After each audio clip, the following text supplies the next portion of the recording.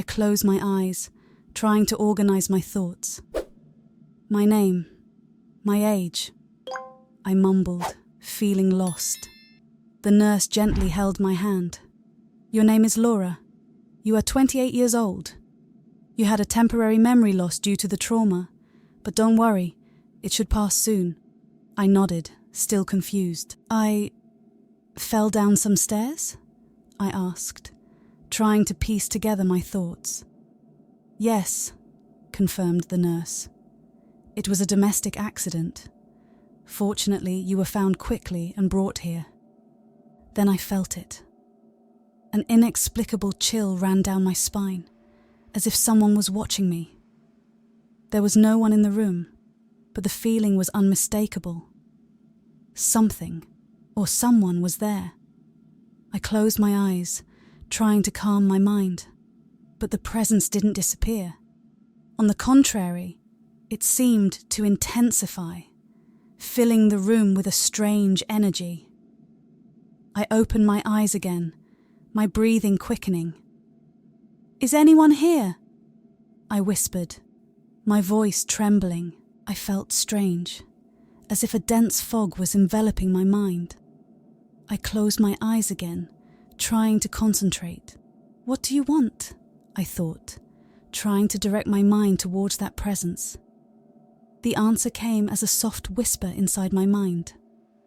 I opened my eyes quickly, my heart racing, but I saw nothing unusual around me. Could this be the effect of the head injury? I felt paranoid, fear starting to take over. Nurse! I called out in a shaky voice. I needed someone to tell me that everything was fine, that it was just my imagination. The nurse quickly entered the room, her expression concerned. Are you all right, Laura? She asked, approaching. I think I'm hearing things, I replied, my voice still trembling. It's like someone is here, but I can't see anything. The nurse checked my vital signs again, her touch gentle and professional. Everything seems normal, she said after a few moments. It's likely an effect of the trauma. Your brain is still recovering from the impact. She gave me a reassuring smile. Rest a little more. I'll be nearby if you need anything. The nurse left the room again, leaving me alone. I tried to convince myself that she was right, that it was just my mind playing tricks because of the head injury. I closed my eyes and took a deep breath, trying to relax. But the feeling of being watched didn't completely disappear. It was like a persistent shadow on the edge of my consciousness. The minutes dragged on, and the sensation slowly began to fade. The room was quiet, except for the distant sounds of hospital activities. Feeling exhausted, I eventually fell asleep. When I woke up, it was already night. The hallway lights filtered through the partially open door, casting unsettling shadows on the walls. I sat up in bed, trying to shake off the drowsiness. Then the presence returned, more intense this time. I couldn't see anyone, but I clearly felt someone or something approaching, pressing against my mind. I closed my eyes again, trying to concentrate. Who are you? I thought, trying to establish mental communication. The response came as a wave of emotions. Sadness, despair, and an urgency I couldn't fully understand. I felt an image forming in my mind, a middle-aged man with eyes full of suffering. He didn't say anything, but his emotions were as clear as crystal. I felt my heart race again, fear mixed with an irresistible curiosity. What do you want from me? I thought, more firmly this time. The presence hesitated for a moment, and then the response came in a faint whisper. Help. The word echoed in my mind, laden with desperate urgency. My hands trembled as I tried to process what was happening. Could this be real? Or just a delusion caused by the trauma? I closed my eyes tightly, fighting against the wave of panic threatening to overwhelm me. "How can I help you?" I thought, trying to stay calm. The answer was a whirlwind of confusing images, a life interrupted, an unresolved injustice. The images were fragmented, but I began to understand the story. The man had died cruelly and unjustly, and his spirit sought justice. I felt a mix of compassion and duty, but the mental confusion was still intense. "Is this real?" I thought, my mind struggling to accept what was happening. "Prove that you are real," I asked, trying to find an anchor point in the madness that seemed to envelop me. The presence hesitated for a moment before responding more clearly. "I was found unconscious, brought to this hospital. I died in this room.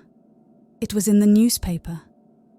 Images of newspaper headlines and old clippings began to flood my mind, and a name surfaced: John Miller.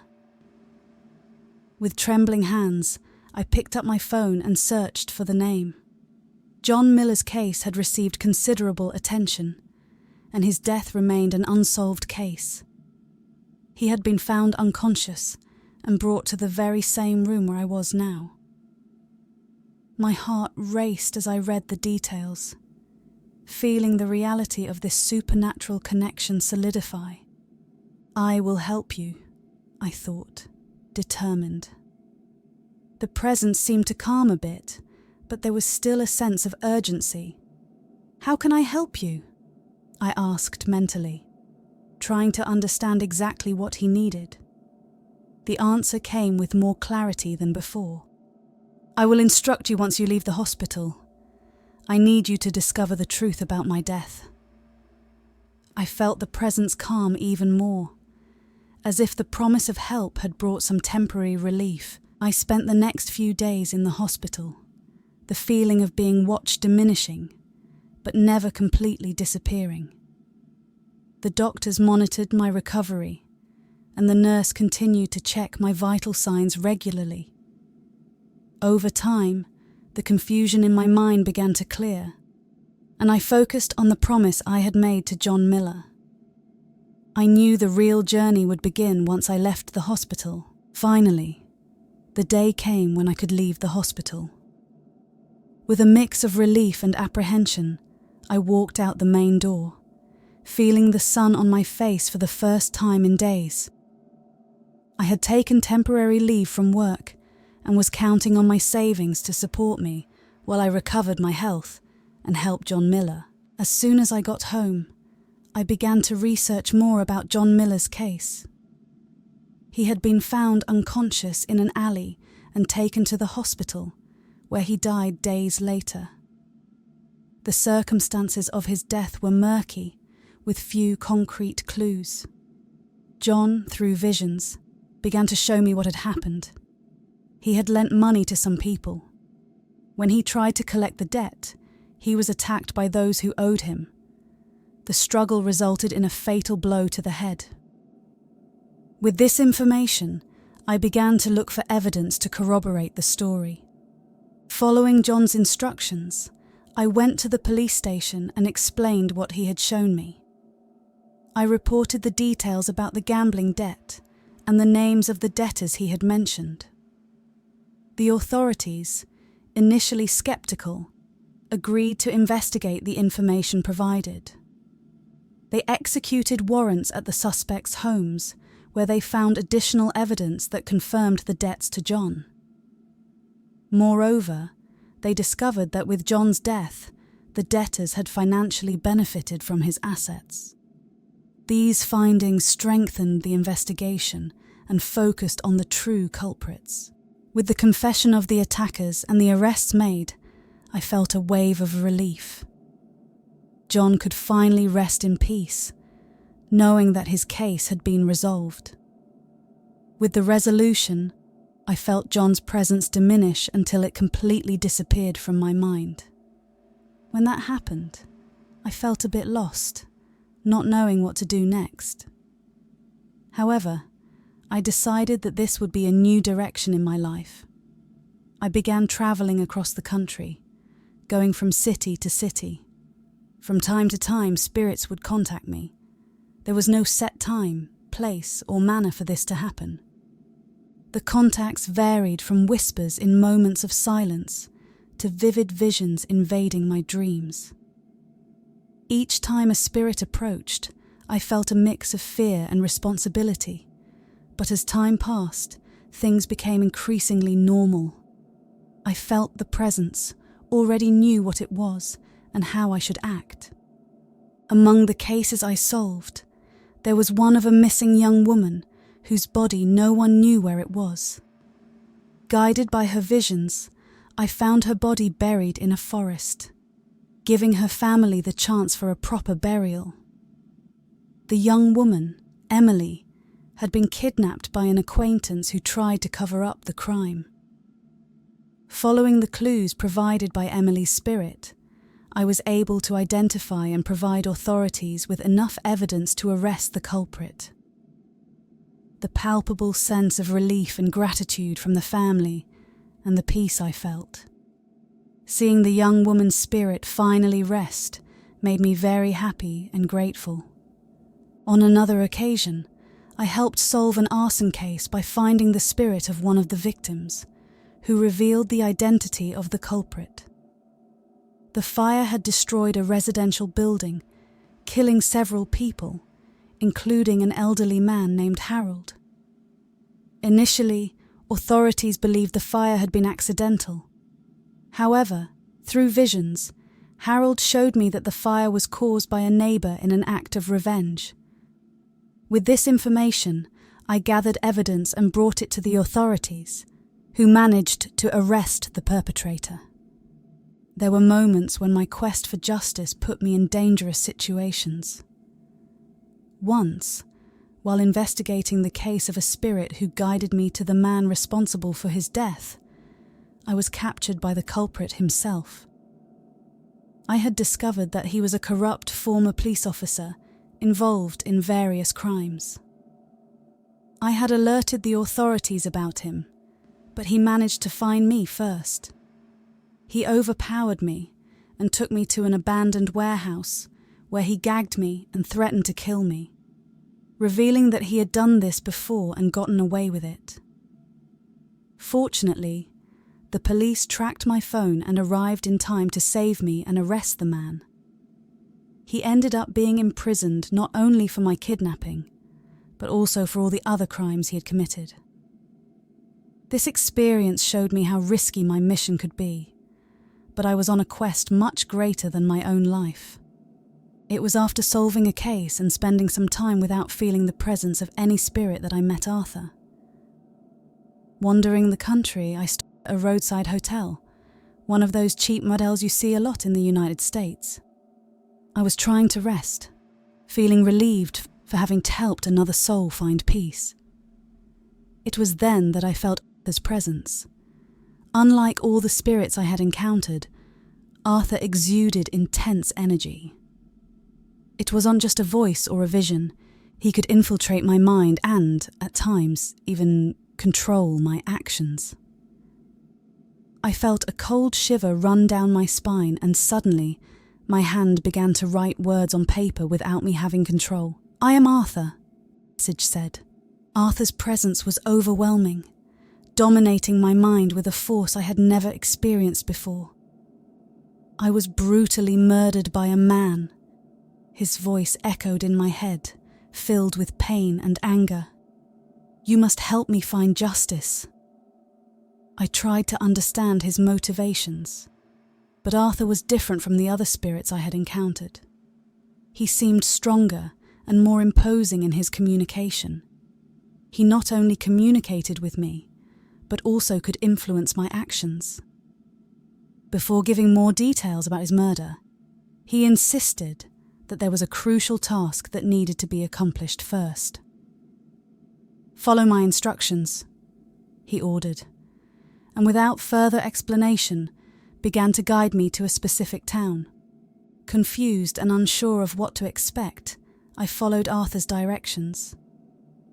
He led me to a small town in the countryside, a place I had never heard of. During the trip, Arthur's presence remained constant, his energy dominating my thoughts. Upon arriving in the town, Arthur finally gave me a new instruction. There is something here that we need to find first. Only then can I tell you more about my death. He guided me to a hardware store, one of those small old ones, full of dusty tools and equipment. There I bought a shovel, exactly as Arthur had instructed. Then we drove to the desert, a remote and isolated place. The arid landscape stretched for miles, and I couldn't understand why we were there. During the trip, confusing thoughts invaded my mind. Was I going to unearth Arthur's body? He hadn't made anything clear yet, just giving instructions. Arthur made me walk to a specific point and start digging. With the shovel, I began to remove the hot sand, and after some time, I unearthed a strange metal object, full of wires and components I had never seen before. "This is a crucial component," Arthur explained. "We need this to assemble something very important." Still puzzled by what I had unearthed, I followed Arthur's instructions and took the metal object back to the car. He guided me to an electronics store in the nearest city. The store was modern and well-stocked, in stark contrast to the old hardware store. Arthur had me buy various specific electronic components, each seemingly unrelated to the others. I bought a video game console, a laptop, a cell phone, and even a computer motherboard. I was starting to assemble a puzzle without knowing what the final image would be. With all the purchases made, I drove back to the hotel where I was staying. My mind was a whirlwind of thoughts. I didn't understand what Arthur was planning, and the lack of clarity was starting to make me nervous. Why all these components? What exactly were we doing? Back in the hotel room, I spread all the devices on the bed, waiting for Arthur to finally explain what we were supposed to do next. Then Arthur manifested again, his voice resonating clearly in my mind. "Now we need to assemble a device," he explained. "Each of these pieces is crucial for the construction. This device will be fundamental to unraveling my death and confronting the man who killed me." Following his instructions, I began to disassemble the devices, extracting the specific components he indicated. Arthur not only guided me, it was as if he was controlling my hands, moving them with precision to assemble the device.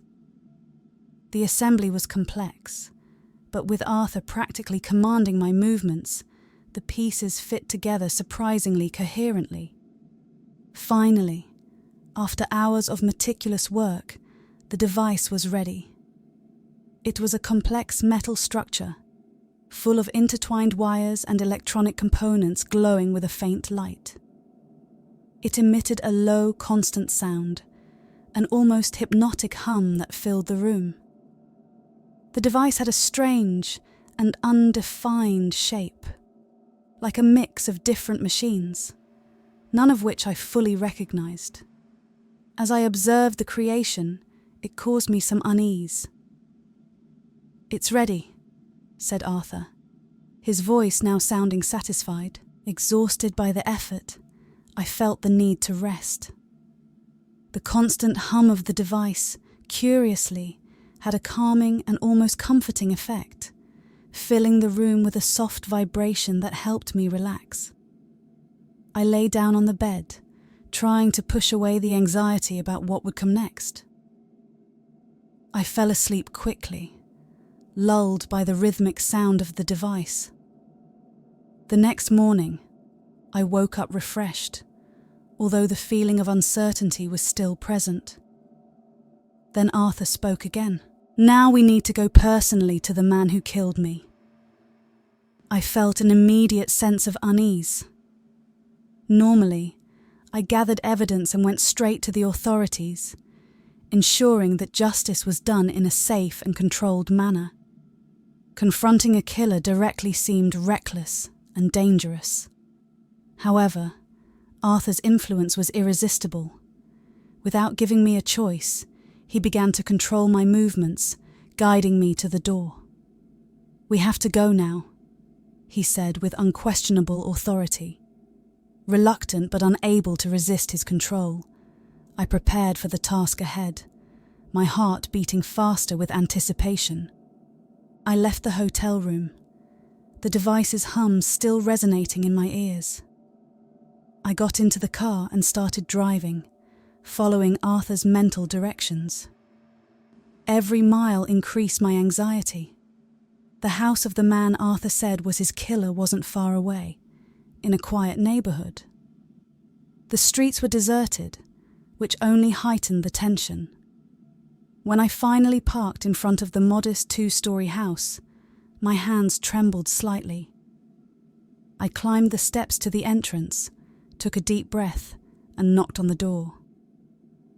The sound echoed in the quiet neighborhood.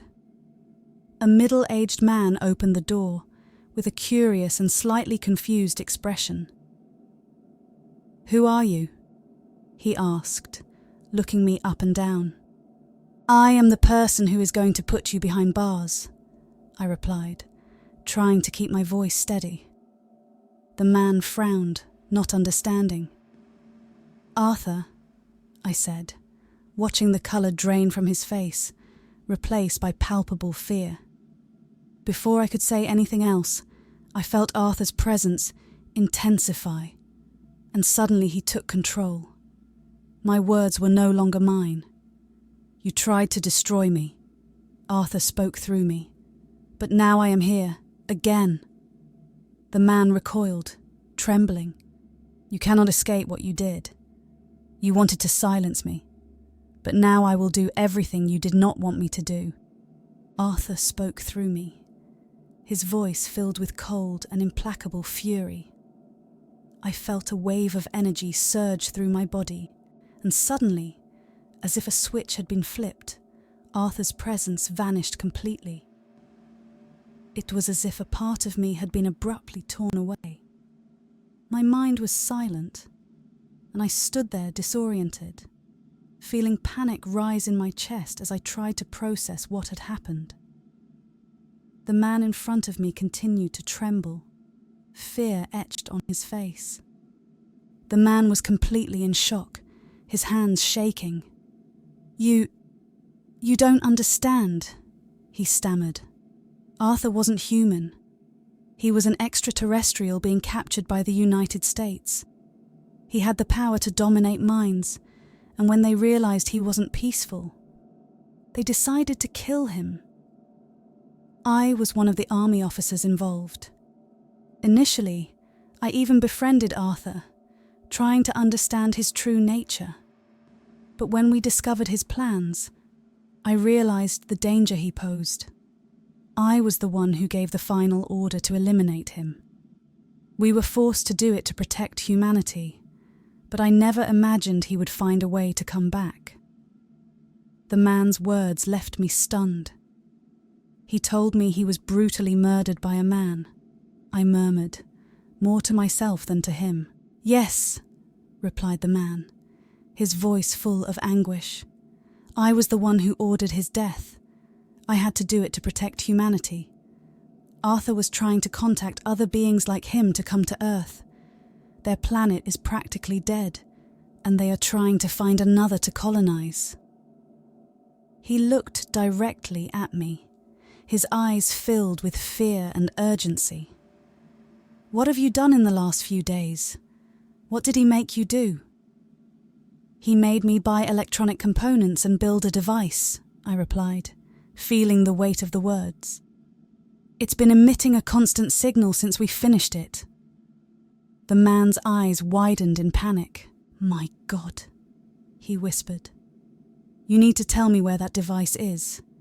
If it's emitting a signal, it could be calling the other beings to Earth. We need to destroy it immediately."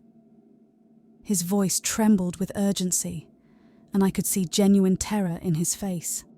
Take me there. We need to act now before it's too late.